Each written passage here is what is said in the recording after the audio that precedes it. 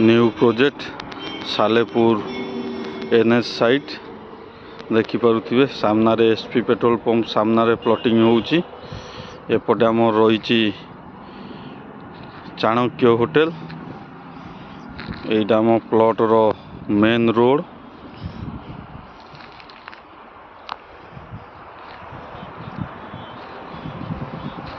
देखु सब खुंटी पड़ जाइए इलेक्ट्रिक खुंटी।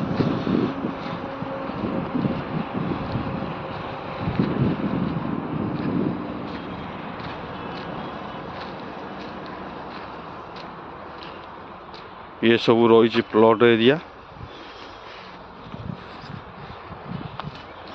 1200 स्क्वायर फुट रु स्टार्टिंग होउची।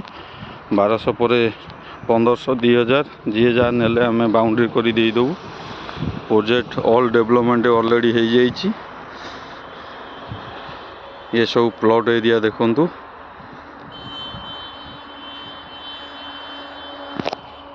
ये सब आम रही 1300 टका लेखा पर स्क्वायर फुट। तापर नेगोशिएशन अच्छी।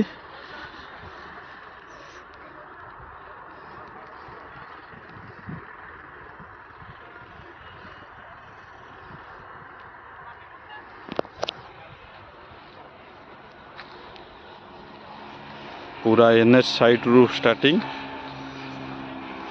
आपन जानी थे नालंदा गड़ा पाखरे प्रोजेक्टा है न्यू प्रोजेक्ट।